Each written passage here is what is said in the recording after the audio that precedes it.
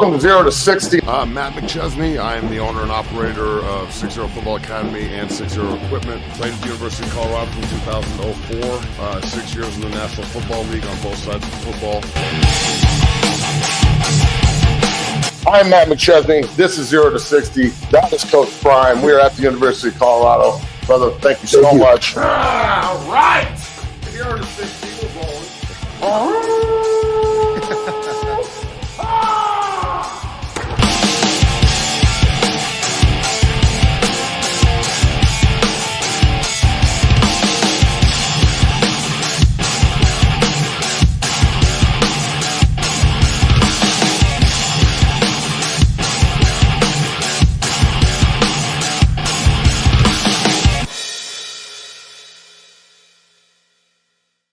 All right, welcome to 0 to 60. Happy Monday to everybody out there.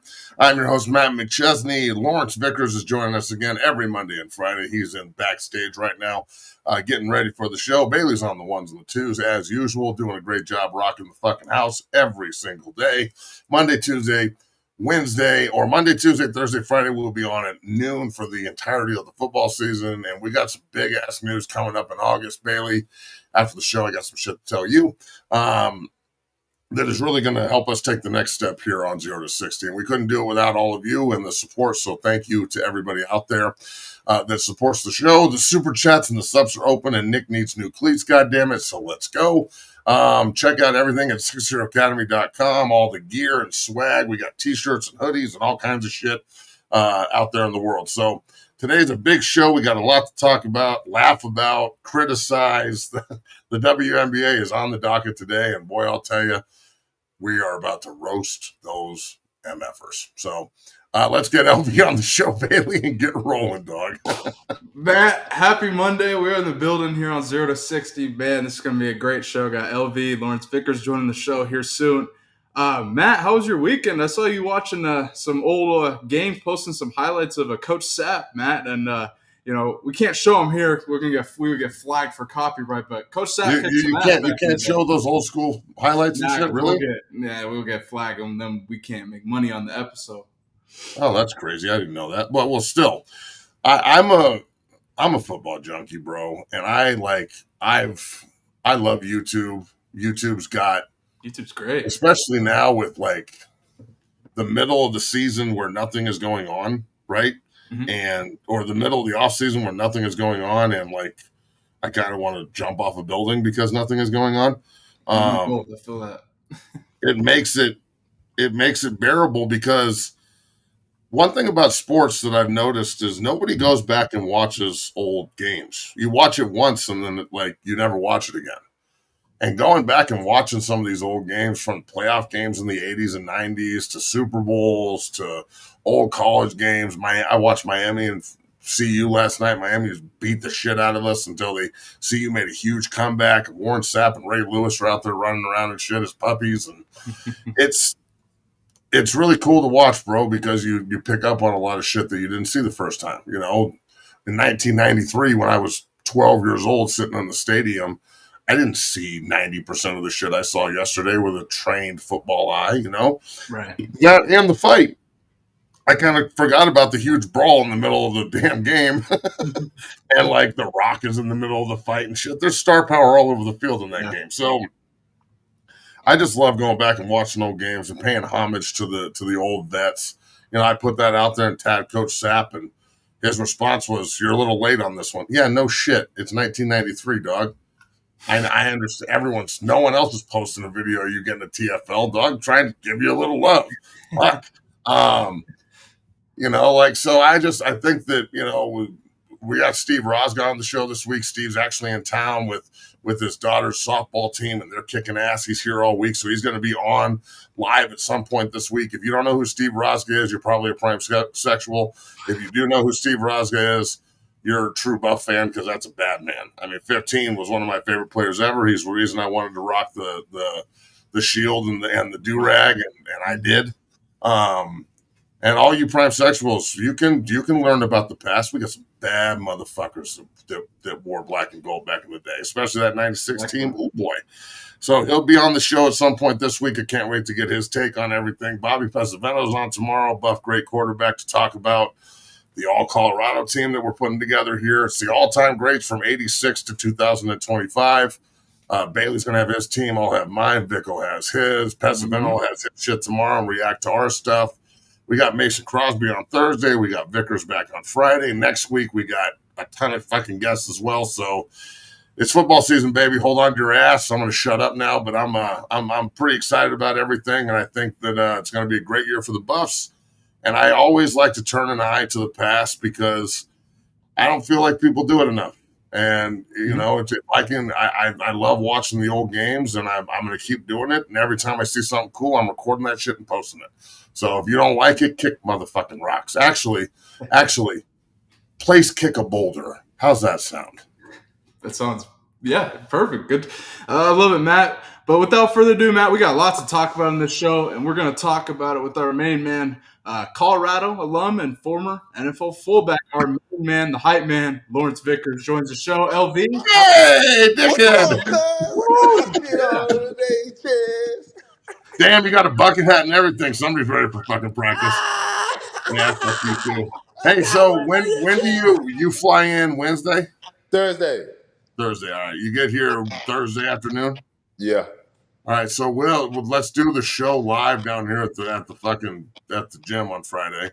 Okay. And we'll set it up so it all sounds good, so Bailey can get good audio and shit. We'll just do it live, and then or if Dre and everybody actually gets back to us, we can go up there and do it live up in Boulder, which is what I prefer. So yeah. But they gotta let us, you know what I'm saying? So just open the door, dog. We're not that scary. We were taught how to be like this from y'all. So shit.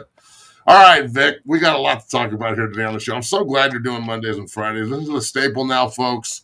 I love it, Mondays and Fridays is the Matt, Vic, and Bailey show. We are fucking rolling. So we got a lot to discuss. I don't know if you got the list I sent you, LV. Oh, I did.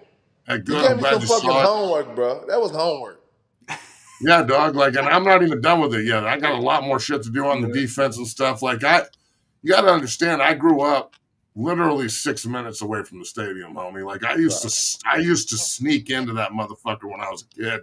And before they built the Dow Ward, sneak in through the back way. There was a fucking big hole in the fence that me and my boy Lance used to sneak into all the games for. And the security would chase us around and shit. Never caught us ever once.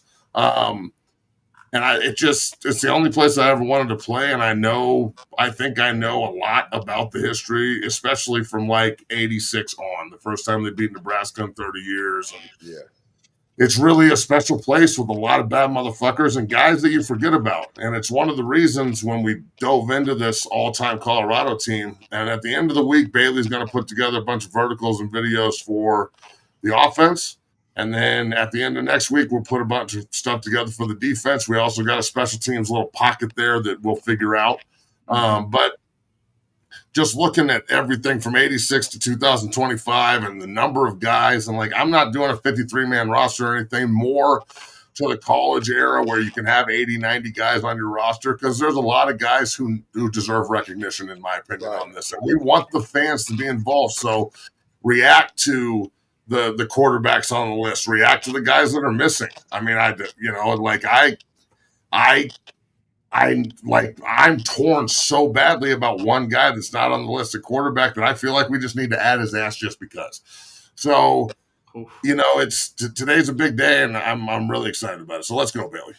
Let's get into it, Matt. And I almost want to. We're gonna save our WNBA conversation because Matt's got a lot to say, and do it at the end. Yeah, we're gonna do that at the end. We're gonna save our WNBA conversation. I'll fuck with the WNBA, man. Oh, you're gonna love my take. We got a lot to talk about. You sound like he sound like he's on some asshole shit today. Well, LV, we can't thank you enough for joining let's get into it here. Let's go. Let's go with Matt. I want to break down your list here. So we got, I got your list pulled up here, but I'll kind of let you run through it as well here. You got 4 quarterbacks as well as an honorable mention quarterback that you can kind of mention as well. Why don't we start with it? Let's start at number 4 here, and you can also drop your honorable mentions here as well, Matt. But at number 4 at quarterback, you had Joel Klatt. Joel Klatt, the Yeah, main so man. Joel, Go ahead. my honorable mention is going to be the great Sal Alessi, and I forgot to put him on here like a dickhead.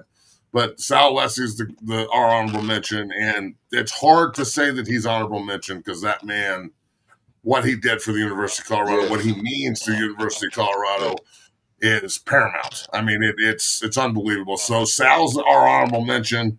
Number 4 is Joe Klatt for me, and right after we get done with 4 for me, we'll go to Vic and then go to you, Bailey, and just go through our list. And I'm sure we're going to overlap, and that's okay. But It's Klatt, okay. Klatt being 4th on this list, what he, I played with some very unique quarterback situations at CU. In 2000, when I got there, Zach Colvin started the season, and then Craig Oakes came in as a freshman and played really well. And Pesavento was on the roster but didn't really play. And then the sophomore year rolls around, and we're in contention for the Big 12, and Oakes is our starter for a lot of the year, and he gets hurt. And Bobby Pete comes in and just takes the fuck over and wins us a Big 12 title, becomes one of the best, stretch quarterbacks in CU history. Like John Hessler and what he did 96, 97 to help CU. That's the kind of shit that Pesavento did. He won a conference title, the last conference title in CU history. So, and then in 02, Oakes comes back, but then quits on us in the middle of the offseason and transfers to Montana. And it was really nasty. And Robert Hodge takes over. If Craig Oakes would have played in 02, Vic's on that team. He knew all the drama that came with it. If Craig plays the whole year, we win the Big 12 outright. And I think we win 11 games. So, but then Klatt was on the roster in 02, and he ran the scout team with Colt Brennan. And Colt Brennan and Joe Klatt used to tear us the fuck up in practice. It was awful in practice. And Colt in 2003, yes, the great Colt Brennan, God rest his soul, used to murder us in practice. Murder. And Joel stepped in 02, bro, or in 03, and that 03, 04, 05 stretch, winning the North twice, in 03, throwing his ass off, 20 touchdowns, and having Hackett and McCoy and all them boys. Vic's freshman year, just his leadership and calm, and he's older than all of us, but he acclimated towards us, and he was just family, bro, and he is family. And there's no surprise to me that he's in the position he's in. He's a fucking leader of men, bro, and he knows this game. And he's my number 4 all time, and I think that after he hears the other 3 names, even he would agree with that. How about you, Vic? You fucking all over my list. We got the same shit. I Got the same damn list. I had Sal as my honorable mention, of course, because of what he means. You know what I'm saying, to the university, period. The shit he went through, the shit he beat, just him being an outstanding person. I had and my list doesn't, my 1 and 2 are the only people that's 1 and 2. Everybody else can be shifted on my list. But my 1 and 2 is definitely 1 and 2. Yeah. So who's your 4? My Joel? 4 is Klatt. You're Joel. I had Klatt and Bobby. I had Klatt and Bobby. You played with Joel in 05 too, where I know that 05 didn't end the way everybody wanted it to, but there was a time when y'all were 7-2. You had just beat Missouri by 20 points at home, and you were rolling and ranked. And Joel was balling his ass off. You were running motherfuckers over left and right. Just talk about him. You had Joel for your whole damn career pretty much. I had Joel all 4 years. I had Joel all 4. I mean, Joel was your quarterback the whole damn time. Him coming in as an older guy, first of all, he was already on some leadership. He didn't have too much young guy problems with him. He was a guy that you could look at and know that he was going to do the work. He was going to stay after practice. He was going to be in the quarterback meetings. He was going to be up there with his coach trying to go over plays, any and everything he could possibly do to win. I saw Joe fucking do it. I seen him take some bad shit and make it good, and I definitely seen him get his ass knocked down and get back up multiple times. Dog. Like Joel Klatt would take a shot and Yes. get up and talk shit and run back to the huddle and be like, fuck. He's one tough SOB. He's one tough SOB. I mean, I And got, I one got a thing I story to will tell say. here. And look, it goes with Vic too. But look, this is our show. We're going to tell stories. This is what we do here. Hold on to your ass.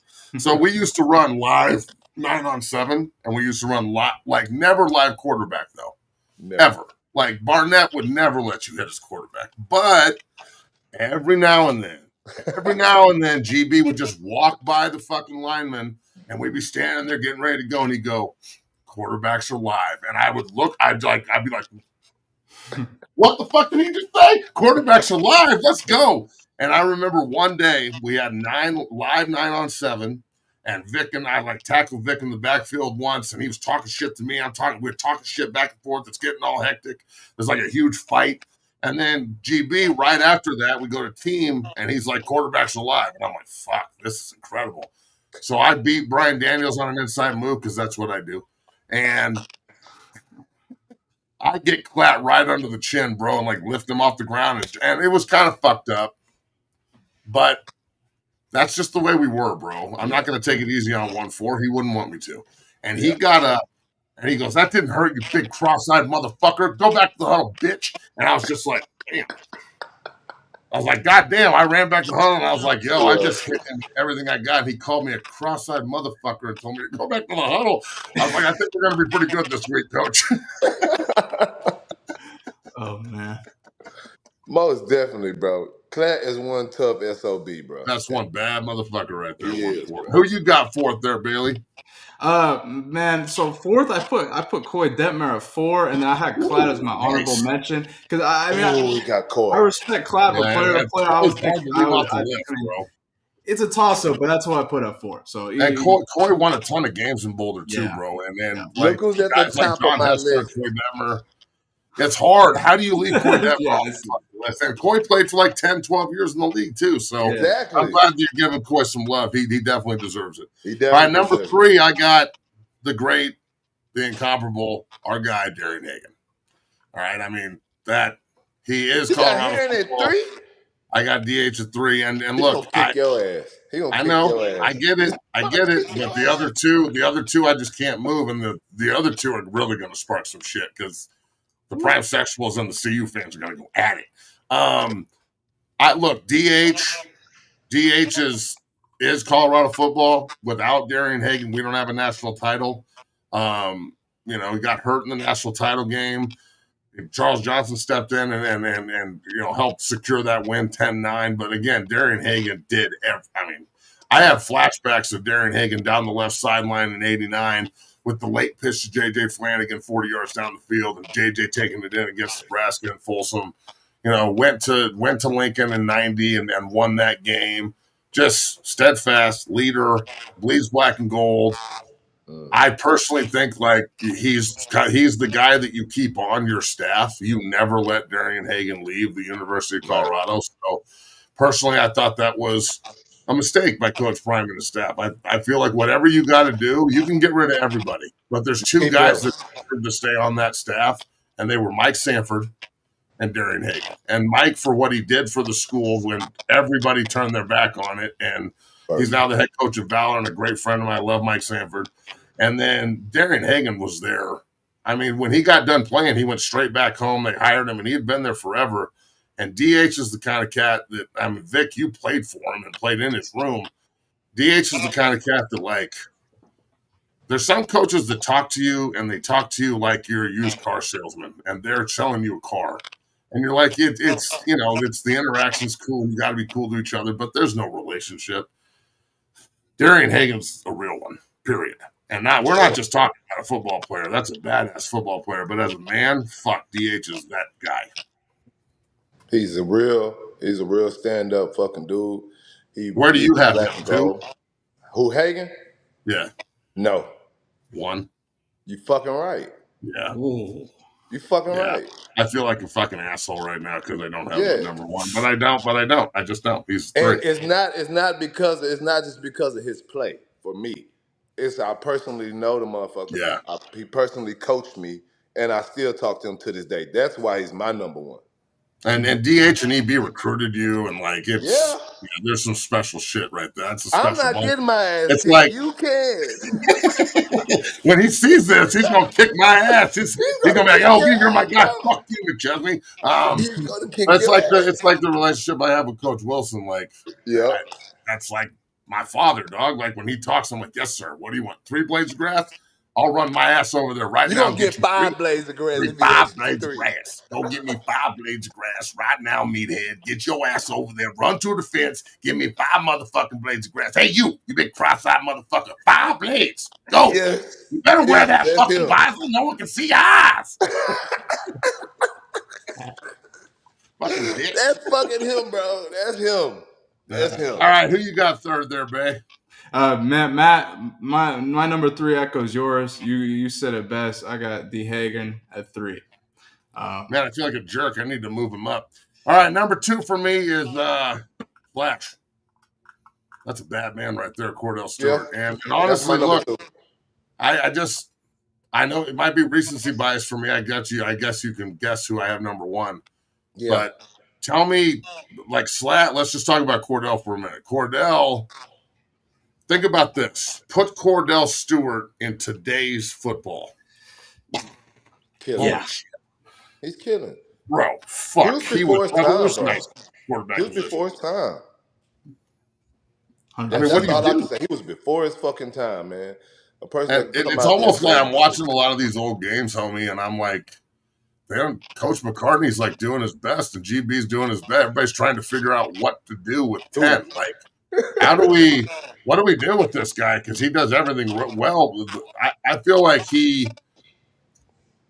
I don't feel like people really understood what they had coaching wise. And then people definitely didn't understand what they were watching because he was fucking special, bro. And with the exception of one game, because in 94, if they beat Nebraska in Lincoln, and Nebraska in 94 might be the best college football team that's ever played. Right. Them and the 01 Miami Hurricanes are right up there. They lost 24-7. They kind of got dominated in the game. And that was, I think 94, even though we won a natty, I think CU's 94 team is still the most talent that's ever been accumulated in Boulder. So, you win that game and you get a natty, and it might change things. You know what I'm saying? Change it. But Cordell's as good as it gets, and he would be my number 1 hands down if he was my 1A. He was my 1A. I would find a way for him to get reps for sure. You know what I'm saying? Like if him and Shedeur were on the team together. He would be a coach's dream right now. Right now, oh my God, dog. Holy shit. Holy shit. You got 2 quarterbacks on the field, motherfucker could go play wide out, motherfucker can still play everything else, and he know all what everybody's supposed to fucking do. That's cheating. That's like a cheat code. Remember how good he was in Pittsburgh too? Like bro. He was so good for the Steelers for such a long time. He was a fucking man, bro. I was proud. I was proud to call him a Buffalo, dude. Yeah, he's a bad, bad man. All right, so number 1, I'm sure that your 2 is Cordell Bailey. Yeah. Awesome. My list. Number 1 is Shedeur, and I know it's recency bias, but God damn it, what this guy did and what his dad did for the university after 20 years of being laughed at, and it hurt. Like, it fucking hurt me. Yes. It still hurts me, but it hurts. When we're that bad and people laugh at us, it makes me homicidal inside, and I don't know how to control it, so I have to bury it. And it's because I really give a shit about this place. This isn't just some fuck around for us. Like, the NFL was cool. I'm glad I got my pension, but I don't give a shit who wins and loses on Sunday. But Saturday is my shit. I really care, and I know Vic cares, and there's so many other guys that really give a shit. And Shedeur brought back the pride. He brought back the tradition. They started their own pride and tradition. And that's what, the pride and tradition of the Colorado Buffaloes will not be entrusted to the timid or the fucking weak. And he is not timid, nor is he weak. And, he's what I saw him do, and just the toughness aspect. That's such a huge, go back to Joe Klatt. How many times Joe got hit in the mouth and always got up? Shedeur got fucking pummeled, bro, and he always got up and fought. And that really goes a long way, on top of being just a fucking gunslinging son of a bitch. For shit, sure. I got him and Hagen tied. I have him above Cordell for two reasons. Just because if you're looking at an actual quarterback position, I mean, I think you can't deny how electric a player Shador is. Cordell could do everything. Like, I mean, he could play any position. Shador is a pure, quarterback. I have to put him at one. The resurrection of Colorado's football program. It takes a lot. I really think they're going to build on it this season. I think people gave him a lot of shit. Obviously, Shane Gillis made a joke on the ESPYs about 13-12, but I really think the effect of Shador in these 2 years, you're going to see it this season because of what this program's been built up to be. I think that's going to reflect in 2025. Look, Shane Gillis, for being as funny as he is, it's not like I know Notre Dame played for the Natty last year, but Notre Dame ain't won shit since we were winning national titles. So let's be fucking real. I thought it was since the movie. Chaz. Well, that Rudy movie. Let's be real. Hey, it's a movie reference. That's what I'm going to say here. Like Rudy, let's be real. This is what happens to Rudy. Rudy doesn't get in the game. Rudy carries our pads. Yeah. And Rudy's girlfriend gets a train ran on her and leaves him. That's what happens to Rudy. So I don't want to fucking hear any of this shit, Rudy. You're an asshole, bro. I told you. LV, get used to it, man. You get ready for the season because it's just shoot. All right, moving on. We got the quarterbacks done. Anybody that wants to rebuke or refute, please do. The comments are open. We will have all this posted as well as we go. For sure. The second part of this is the running backs. All right, we got fullbacks also where we've separated the two. Okay. Running backs. For me, my honorable mentions are Bobby Purify and J.J. Flanagan. I had to put two of them in there. I fucking hate you. Get off my list. I know. I know you're going to hate me. But there's six of them. Bobby and JJ are 5 and 6 essentially on the list. I came in with Bobby. That's one of the best running backs I've ever seen. Fucking smooth as a baby's ass, bro. So, and a great leader, 2-time captain, and a guy who didn't have a lot to say, but when he spoke, it definitely resonated. And J.J. Flanagan is, the other side of the double-headed monster of EB or the triple-headed monster of EB and Darian Hagan. And everybody forgets Mike Pritchard played a lot of tailback for that team too, and I bet you he's one of our receivers.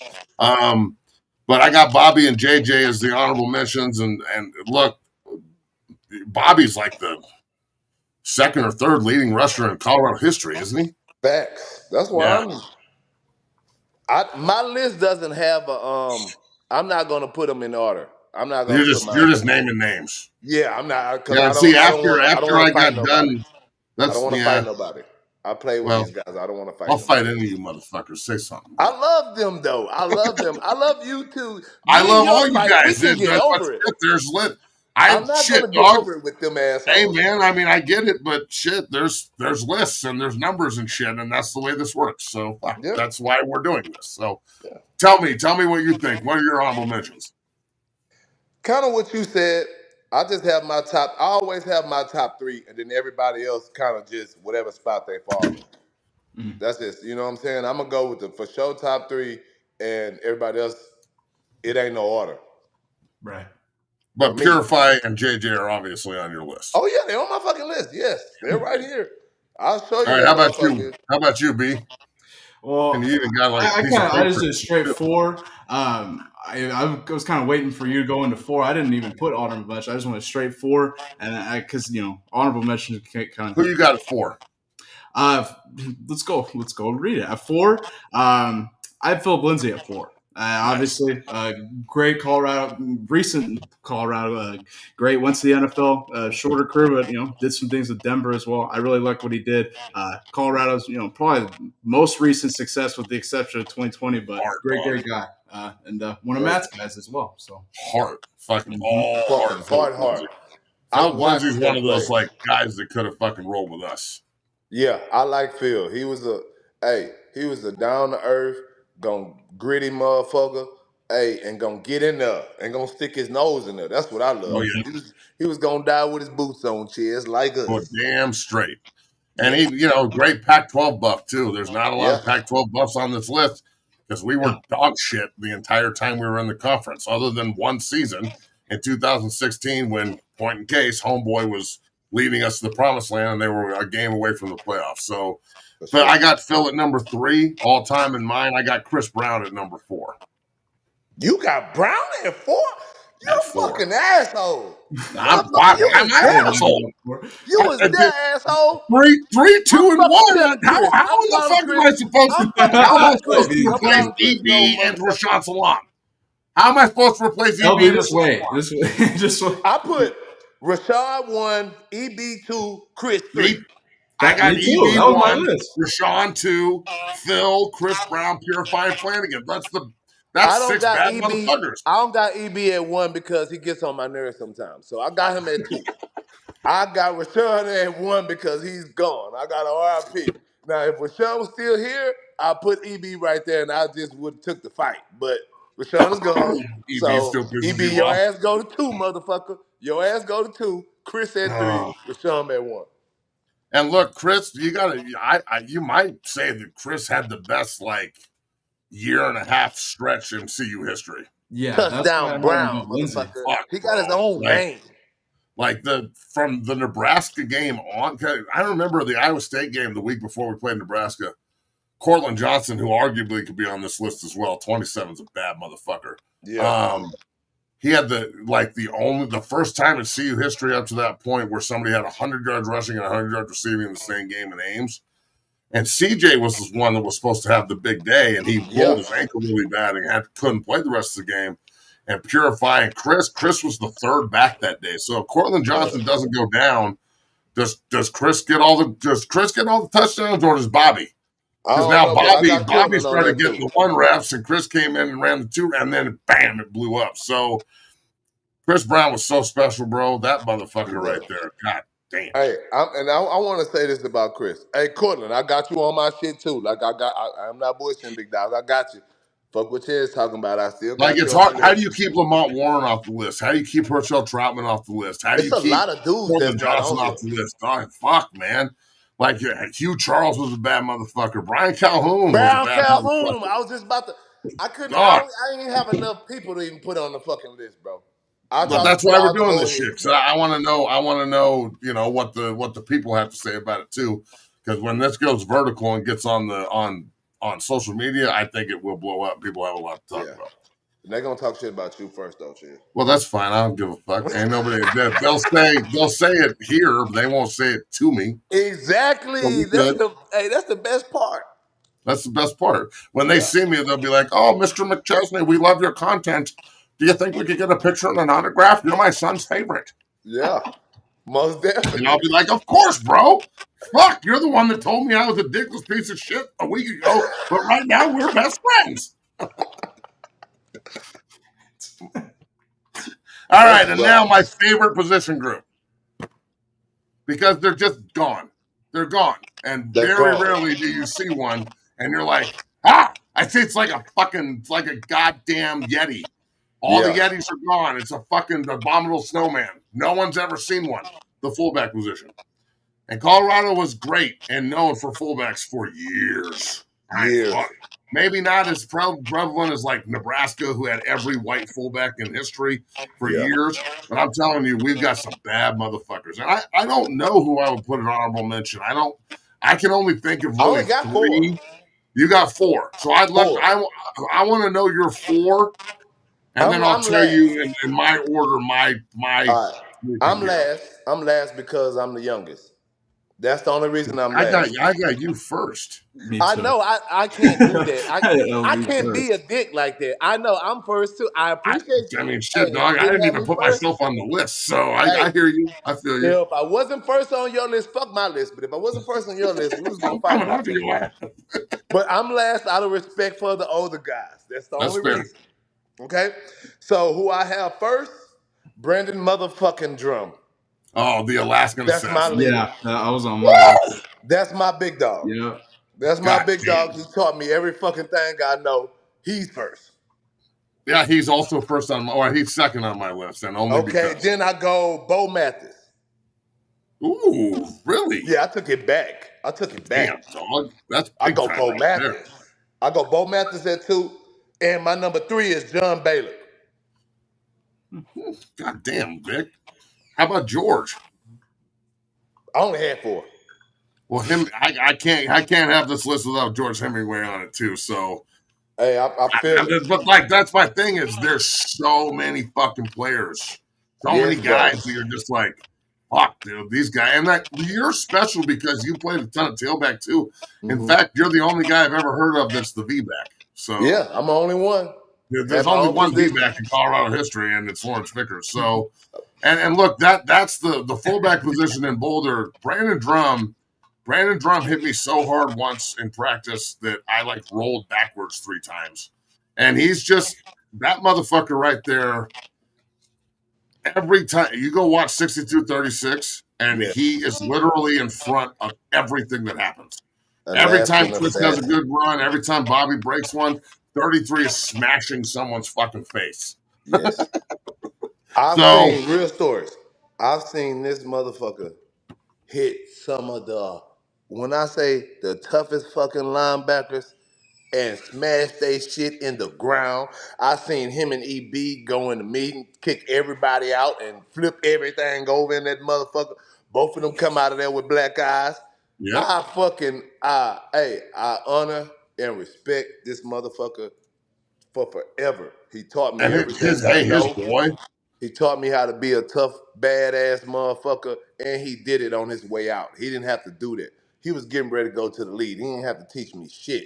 And he shared the field with me as well. Hey, he's by far one of the most gangsters fucking people I know. oh, And fuck, and one of the gangsters motherfuckers I know. And he ain't taking no shit no from shit. nobody. He's called the Alaskan Assassin for a fucking reason For now. a fucking reason. His son's a badass slot receiver, has a couple of offers from For Alaska, real? obviously. Oh, Yeah, CU needs to be recruiting that motherfucker. If you can get a You drum need and them put him on your teams. team, you want him. You need them So teams. for You real. need them And teams. and look, Brandon was a guy who needed no love, didn't care about the spotlight. All he wanted was his backs to eat. That's it. That's it. And He didn't it give a worked. fuck about the ball. He He didn't. didn't give a shit. That motherfucker. Hey, he put that neck brace on, put them damn that beard on, and then put them little things over his knuckles before he put his gloves because he was punching Mean Hey bastard. man, that motherfucker was for real. Do you And then hear me? you got George Hemingway, who was the point of Yeah. attack for JJ and Darian and Yeah. EB, and just a great buff, was always in Boulder. And I've never seen George without a huge smile on his face. For I shit watched show. the game where they were at Texas, and George had like 180 motherfucking combined yards catching and passing and like 2 touchdowns. So just Damn. another dog out of the backfield, and just a huge human being. You Yeah. watch him at fullback, and you're like, God damn, George is the size of a fucking guard. And Was then, that the one that came back that used to be at school with us when we was at school? oh yeah, The bald that's head. George. Yeah, dog. Like always, fucking walling out the fucking I yeah. didn't know That's he George. fucking played fullback. That big You didn't know motherfucker. George? Yeah. So see, now I'm educating you. This is what we're I doing here, didn't, baby. It's bro. all I good. remember he was at school when we was in school. He was Yeah. going back to get his shit. I thought the motherfucker played D lineman. Nah, dude. He just He looks played like a D fullback. lineman. Dog. Oh shit! Yeah, I George is remember a him, fucking Tez. yeah. I So that's remember why that big obviously he's motherfucker. on the list. That's a bad man right there. Bro. And then your boy. Sorry, And George. look, you're just gonna have to deal with this because I'm gonna say some nice things about you. Thank you. From a teammate perspective, dog, I had some great ones. I played at CU from 2004, and we played, 3 of the 5 years I was there, we played for a title, and NFL guys everywhere, and from 62-36 to fucking winning in Lincoln my senior year, and then closing the door on them. I mean, I never had a better teammate than 17 ever. And 34 when he was a whip, and then when he came in and then changed his number to 17, and it was like having a fucking mirror on the other side of the ball, somebody that would talk as much shit, lead his group, and fucking you knew that you would have, somebody on the other side that would go as hard as you. And that's rare, bro. Especially in today's college football where you don't get the real camaraderie and brotherhood aspect anymore because guys are mercenaries and they're everywhere, transferring all over the place. It's just people miss out on that part. And You couldn't ask for a better friend or teammate. And just, I mean, let's be real, probably the baddest motherfucker to wear 1-7 in the history of the school. And I've never seen anybody take the fucking soul of so many different people to the point where like guys in practice wouldn't want to hit him. They'd be avoiding him like in 9-on-7. And we get to games and he would do the same shit. People would literally be avoiding him in games and we'd be on the sideline like, oh, you scared motherfucker, I'll scare your ass. Like it's just the way it works. So yeah, dog. I mean, obviously you're number one on this list and on my list, fuck, man, I don't think there's a better player to ever play the position. Thank you, bro. I love you, man. That means a lot, bro. I love you, love bro. you too. Yeah, I'll see you on Friday and we'll hug it up and shit. It'll be awesome. Fucking asshole, dog. Yeah, see, now he's crying and shit. I'm fucking Jesse, baby, crying. Thank you, bro. So look, we want everybody's involvement in this shit. Like everybody, if you watch the show, anything you see on social media, we want you involved. And we want your opinion. If we're wrong, if we're right. You know, I agree with Vic. I don't like the numbers. We ain't ranking them. We're just talking about it. Yeah. Like there's no rankings here. There's no rankings. There's just the guys. And you decide who you want to be your starter or whatever. These are the guys that I think, and there's so many others that we miss. And we're not trying to miss a lot of guys. Anyway, that's why we're bringing everybody up. No doubt. And to all the Buffs fans who are watching, stay tuned to Twitter later. There may be a list and a debate started later on. So stay tuned for that. LV, I can't thank you enough for joining. Let's go ahead and let's talk about some funny news here because I know Matt's got a lot of different stuff to say. I love you, bro. Thank you, Matt. Hey, now I gotta say something fucking nice about you. When we do, if you think I'm good enough to be on the defensive list, you can say something nice then. Until then, motherfucker, you my number one on my list. We'll get there. Don't even fucking. We'll get there. Just wait. The respect. We'll wait. Defense is next week. We got Chad Brown and a bunch of old Buffs on. Yeah, absolutely.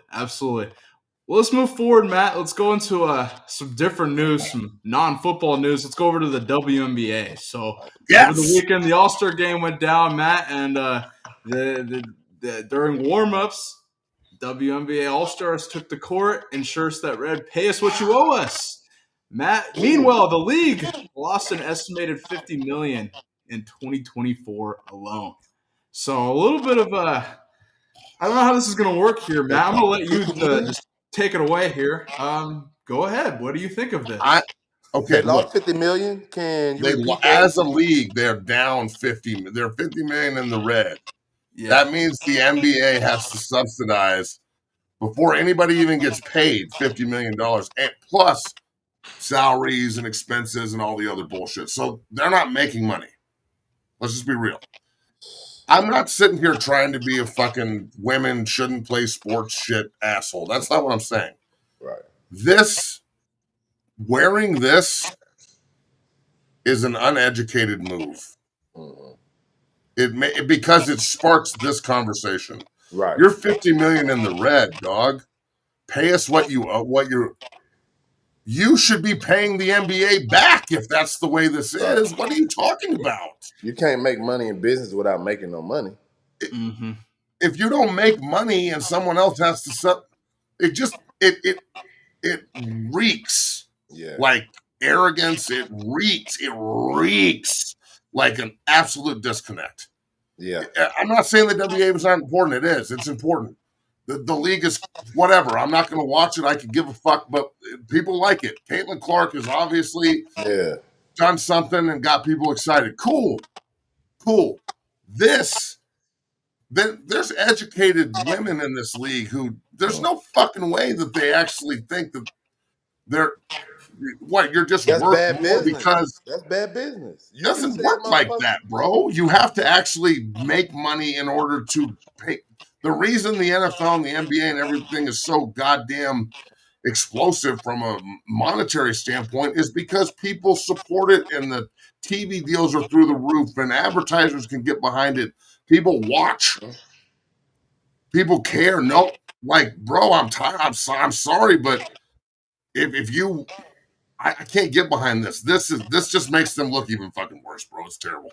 I'll say this. I'll say this, and I'll step out there for you. Not that I'm speaking for Chaz, but I'm kind of following what he's saying. We support everybody in doing everything that they want to do, right? But there's this thing that it has to be something for the fans to want to see, right? Because the fans are the people who pay really all our salaries, right? So this is not coming from us, the players. It's actually coming from the fucking fans saying that they're not watching it like that. And they're not supporting it like that, even though you may think you see this shit in college.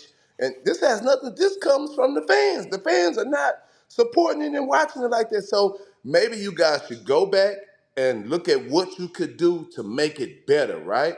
Let's not say scratch you. We're not saying scratch you. Go back, see what you guys could do to make it more exciting to where fans want to watch it. Maybe you lower the goals some so girls can start dunking some. Maybe you do some shit like that to get it more exciting.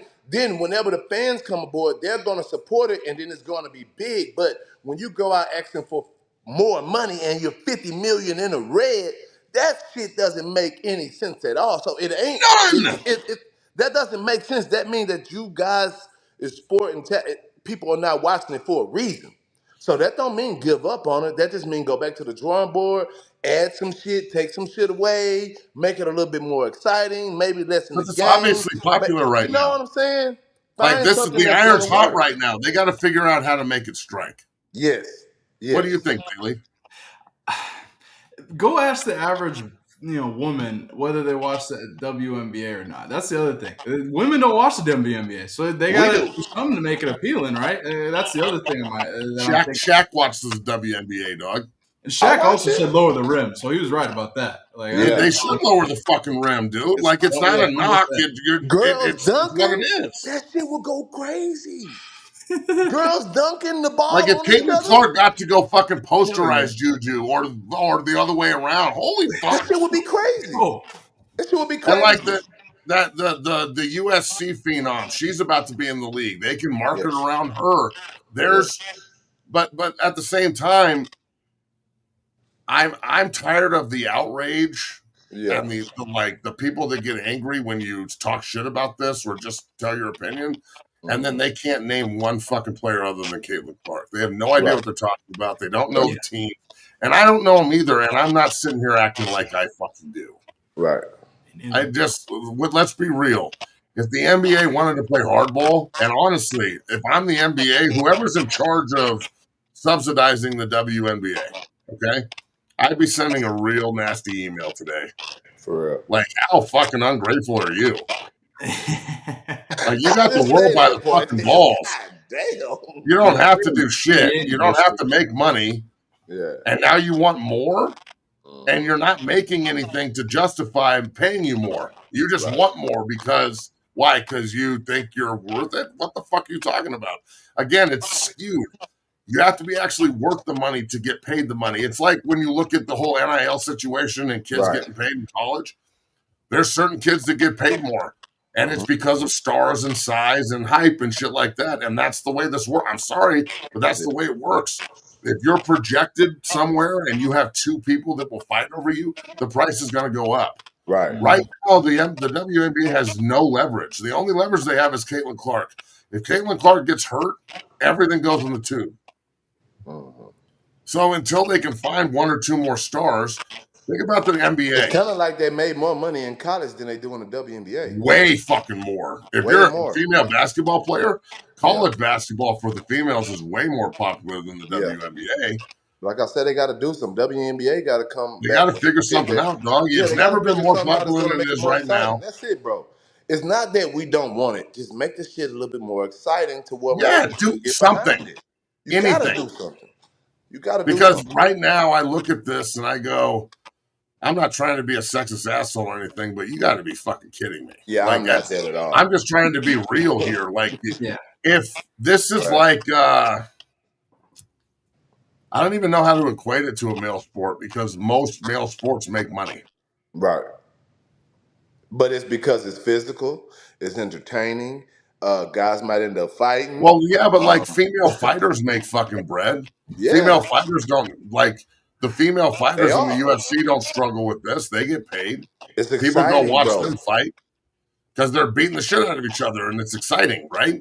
Yeah, fans gonna go So, pay to like, see I that. don't know, bro. I feel like this is very short sighted, and I'm sure that there's like a bunch of women that are angry. My opinion, this is my thing. If you're angry at my opinion, do you actually support the WNBA? If you do, and you watch and you got a jersey and you go to games and shit, I'll shut up and I'll let you fucking yell at me and I don't know what I'm talking about, and that's fine. I got one comment. They got the big three out right now, right? Mm-hmm. I'm going to go see the game, right? And it's old retired basketball players, right?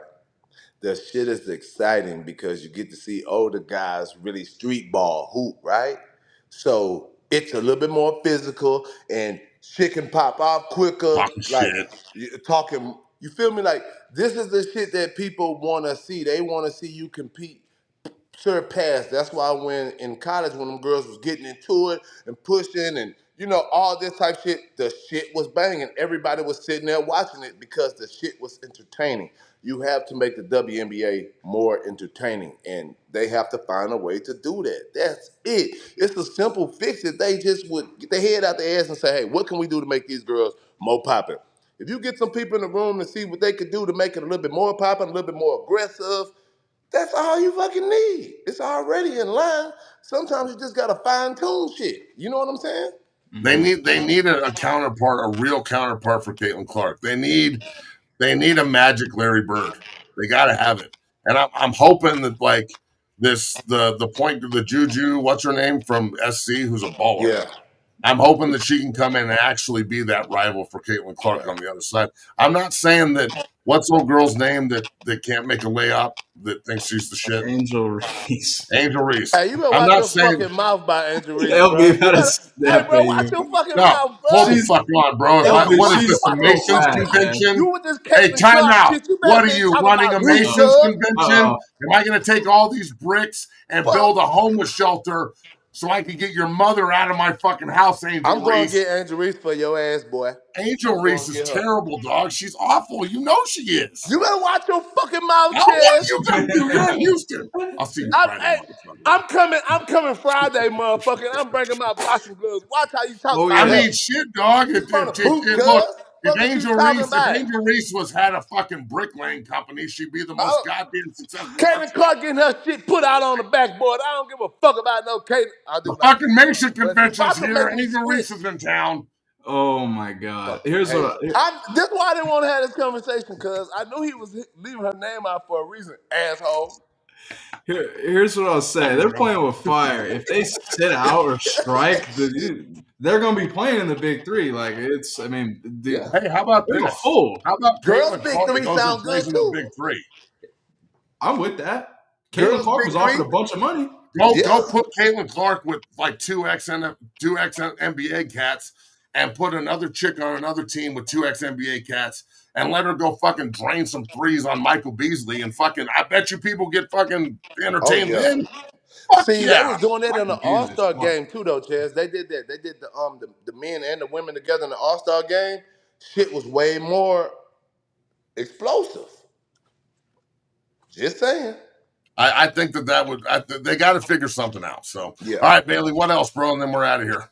Let's move forward, Matt. Let's get into it. And you both played in the NFL, and there's some shady shit going on in the executive office or in the Always. NFLPA executive office here, Matt. Let me go ahead and break it down to you here. So, NFLPA director has resigned, Matt, after writing off visits to the strip club as a business expense, Matt. I mean, I want to give you more context on it, but Matt, you're already jumping out of the bit here. First initial reactions to seeing this, and then I'll give you some context. Go ahead, Matt. It's Okay. disappointing, is what it is. Mm-hmm. I mean, come on, man. I mean, you're the director.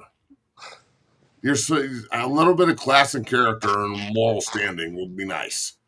And then if you're doing this, what else are you? Where else are you taking the money from? And what else are you spending money on that's not yours? So Look, I've always thought that our PA was nutless. I thought DeMaurice Smith was Goodell's puppet. This doesn't give me a lot of like positive thought that we're going to be able to fight the owners correctly when we have our new CBA, and like Right. they might win a lot of the arguments they're not supposed to because we have weak leadership. So I'm telling you, since Gene Upshaw died, we've had terrible leadership, and we've got to get another player that has balls in that position that will fight for the players and isn't just a businessman puppet for the goddamn owners and Roger Goodell. And this is a bad fucking look, dog. This is as bad as it gets. Really, it really is. And I'll say, and I just want to add this. A lot of the times when us as players being in the NFL and when we get out of the NFL, we have to lean on the NFLPA, right? And the sick part about it is if we're leaning on them and they're working in cahoots with the NFL. So basically, what the fuck is the purpose of an NFLPA, a Players Association, where they 100. players that actually run the shit, right? The Mm-hmm. players need to be running the NFLPA because it's a players association.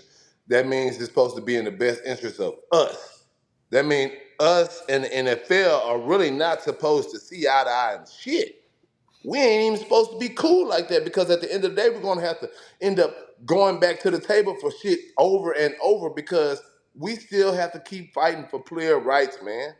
Like the shit is gonna come to where it's gonna be a time to where the owners got more say so than us, and they ain't even fucking playing. Right. And they might have more than us right now. I mean, they are Exactly. literally trying to take the guaranteed contracts away from us right now, When bro. you just gave it, you And we you didn't just like you and I didn't even get that we didn't even luxury. get a pick. Fuck that. We got fucked when the new CBA came and we had to sit back versus Yep, go and get our new contracts, and we couldn't get our new contracts facts. because you got everybody in free agency all at one time. Let's not mention who all got fucked in that fifth and sixth year type thing. Come Yeah, that on, was like bad. y'all can't keep on doing it to where the players are getting fucked, and eventually y'all don't even want to pay us when we retire. So what do we do, Vic? Do that hold out on their ass and make sure that they do players So and when's the ex-players. new CBA up, Bailey? Do you know? I want to say 2030 off the top of my head. So Yeah. 2030, But I not think even that, earning. because even now, for our disability benefits and everything that we doing Oh, right bro, now, it's so we terrible, still isn't having it? to fight for that shit, and they trying Yeah. to take it. They trying to take it and still give us less money when the world then went up so fucking much in prices. Make that Well, shit make sense, man. I know you get your breakdown every 6 months, and same way I do. And it looks to me like things are pretty good. Like money's through the roof. So Why is why it is they so hard steady to get trying to help? take then? Why they steady trying to take? Like, motherfucker, we went and did a job that can't even 1% of the fucking world do. We're supposed to be taken care of for life after that For shit, bro. life. For life, bro. For life, especially if we put our life on the line every day. It's no different than a police officer. It's no Lifetime different than healthcare would somebody be something the overseas. NFL needs to do for the players. Same shit, bro. We all gonna end up being in this position. That's what the players don't realize. You motherfuckers playing right now, your ass gonna be over here in 2 or 3 years being an ex-NFL player. Then what the fuck you gonna do? Because that shit over there don't last forever. That's what the NFL for. Not for long, motherfucker. Not for long. Yeah, And absolutely. so, okay, so who would you like to see in a power position in the NFLPA, like a Joe Thomas or something like an ex-player? I feel like we Definitely need an a ex-player. leader and an ex-player in that position. I got a dude I know named Robert Raw. I think he would be an excellent motherfucking person. He played tight end. He was our NFLPA guy. And when I was in Cleveland, he played for Washington. Then he came to Cleveland. But his mindset into how he think been like this. He been trying to tell me about this shit even when we was playing. So even when I had problems or questions, even right now when I got done, if I have a problem, I still cry Robert Raw. He still, you know what I'm saying? So it's like we need people that's gonna do the fucking job even when they out the job. That's a Absolutely. goddamn truth right there. Absolutely, Goddamn LV. leader, you son of a bitch. I can't wait to see you on Friday, bro. All I right, love so you, hey, bro. you call Dre. I'll call Dre. I know it's not All his right, say, but we were staying his ass to see if we can get up there. bet. Hopefully, they'll let us come up Friday and do a show from home base and see everybody and get some people on. If not, we'll do it from home base down here, and we'll have a great week. LV, thanks for coming on the show again every Monday and Friday. It's the Lawrence Vickers hour, so don't miss it. Bailey, great job. Everybody out there, we Great really job, appreciate baby. you, all the super chats and stuff. Thank you very much. And we'll be back tomorrow with Bobby Pesavino to talk more ball. Go Buffs! Go Buffs, Absolutely. baby. Good shit, See you y'all. guys tomorrow, folks. Hit that like button. See you guys tomorrow. Peace.